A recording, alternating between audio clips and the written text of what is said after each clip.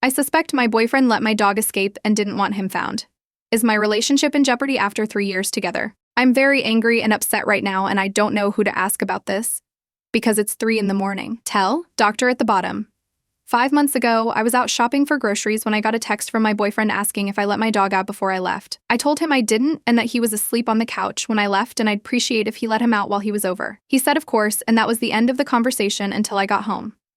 My apartment has a slider that leads out onto a small yard where my dog does his business. There's one gate fence that leads out into the parking lot that has to be unlocked from the inside. So when I came home, my boyfriend was in the kitchen waiting for me and said that my dog accidentally got out. He was very apologetic and said he opened the slider to let him out, and somehow the gate was open and my dog ran out and he couldn't catch him. Spent 2 months calling around to shelters, humane societies, rescues, animal control, putting up flyers, going to these places to look, asked my neighbors. I looked everywhere for him. So I was heartbroken and I basically haven't stopped crying. My dog has never found one to run, even if the gate was open. He loves to be around people, and if his people are around, he stays put. I adopted him when he was 3 years old when I got an apartment, and he's my first dog I'm responsible for on my own, not a family dog. He's now an older guy, going on 7. He doesn't have it in him to run away.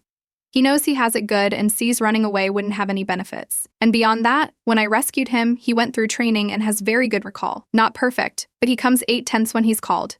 And then 2 days ago, I get a call from a vet hospital 2 hours away saying that they scanned the stain that they dog and found his microchip matched my information. I may have broken a few speed limits getting to him, but he was there. My little man was at the freaking vet hospital. I cried and asked 1,000 questions. He was found in that town wandering the day prior by an amazing woman who brought him to the vet. They said when he was dropped off, he didn't have a collar on, and they asked the woman and she said he was found as is. But he was a little malnourished and dehydrated, so the vet put him on a drip and got some food into him and scanned him today when they opened. And then they found me. I was so overwhelmed and happy and couldn't even start my car once I got in with him because I couldn't stop crying for a good 10 minutes. I drove him home, gave him a bath, and texted everyone he was home safe. My boyfriend's response was really cool. Then he came over yesterday, and obviously all I wanted to do was tell him what happened, but he didn't even seem like he cared. He just nodded along as I talked. I asked him if something was wrong, but he said he was fine. My dog wouldn't go near him, which was weird considering my dog loved him before. I just figured he was scared to be home with other people at the moment and needed time to adjust. After my boyfriend left, I couldn't help but start maybe overthinking, which has led to this post. First, my dog wore a martingale collar with his tags on it, and the collar had my information stitched into it. And he had his rabies tag, dog license, and an ID tag with his name, address, phone number, and said I am microchipped. For those that don't know, martingale collars, the one I had on him, are not buckle or breakaway collars. They have to be physically tightened or loosened to be taken off. Not something my dog could have just slipped when he ran off. At least, not easily. Don't come for me for having this collar on him. I know the risks, but I didn't at the time. He's now wearing a breakaway collar. Second, he won't go near my boyfriend. My boyfriend did try to lean down and pet him when he came over yesterday, and as soon as my dog noticed, he ran into my bedroom and didn't leave until my boyfriend left. Yet, he said a very excitable hi to a few of his favorite neighbors, both male and female, young and older. Usually my dog would be walking over to my boyfriend and sitting by him until he acknowledges him with a few pets or a treat. Third, the gate. It's a very rare occasion I use that gate.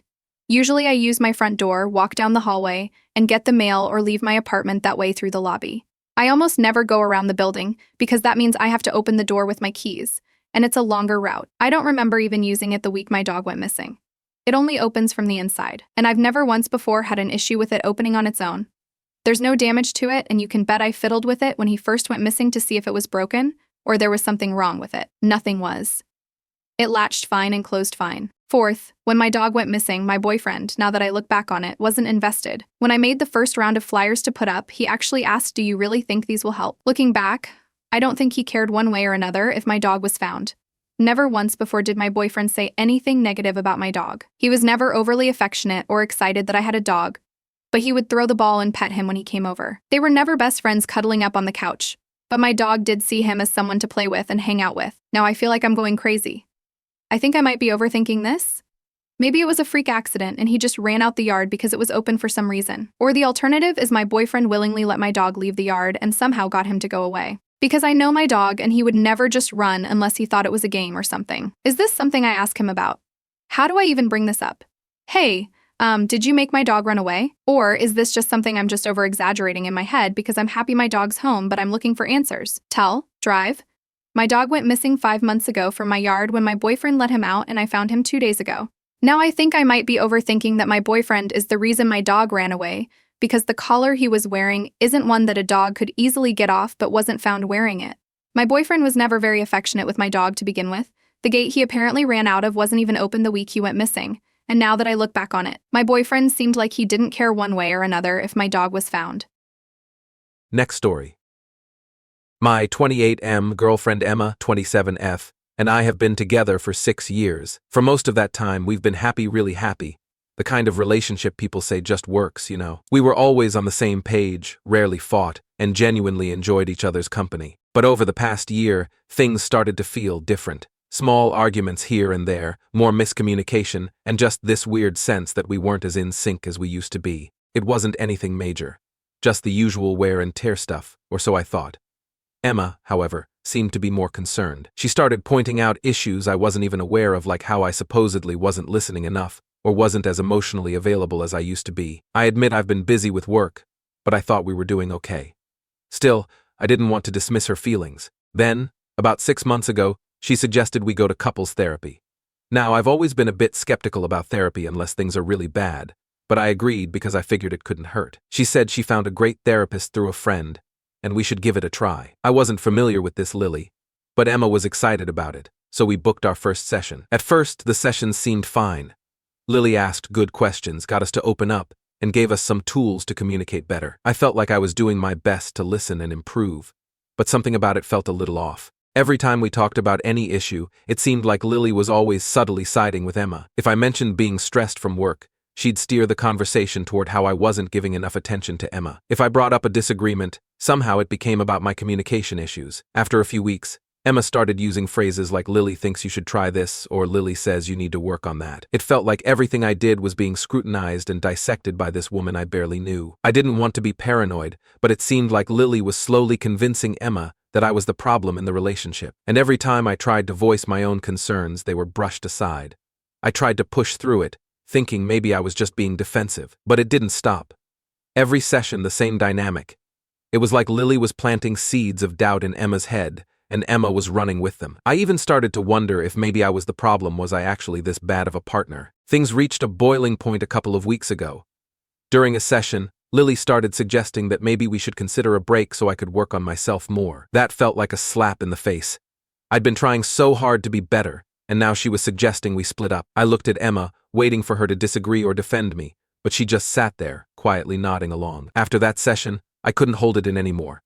I blew up at Emma when we got home. I told her I didn't trust Lily's judgment, that it felt like she was just feeding Emma reasons to blame me for everything wrong in the relationship. Emma got defensive, saying I was overreacting, that Lily was just trying to help us work through our issues. We didn't talk for a few days, and I started feeling guilty for snapping. Maybe I was wrong. Maybe therapy really was exposing some flaws I needed to work on. But then, something happened that blew everything wide open. So last week we went to a mutual friend's party. While there, I overheard Emma and her friend Sarah talking in the corner, giggling about something. I caught just a bit of their conversation. I can't believe you pulled it off for this long. Poor guy still thinks she's an actual therapist. I immediately confronted them, and that's when Emma's face turned pale. Sarah quickly tried to backtrack, but the truth spilled out. Turns out Lily isn't a licensed therapist at all. She's one of Emma's close friends from college, who thought it'd be fun to help Emma fix me by posing as a therapist. Emma had set this whole thing up because she thought I wouldn't agree to therapy otherwise. They figured that with Lily playing the part, they could guide me into becoming a better boyfriend without me knowing. When I felt completely betrayed. For months, I had been spilling my heart out to someone who wasn't even qualified to help, and Emma had been in on it the whole time. All those sessions where I felt attacked and manipulated suddenly made sense because I was being manipulated. When I confronted Emma about how messed up this was, she broke down, saying she never meant to hurt me, and that she just wanted to help us grow as a couple. But honestly, I don't know how to move past this. I haven't been able to look at her the same since. Now, Emma and her friends are saying I overreacted, that it was just a white lie meant to help our relationship. But I feel like I've been gaslit and lied to for months. So Ada for blowing up at my girlfriend when I found out our therapist was a total fraud.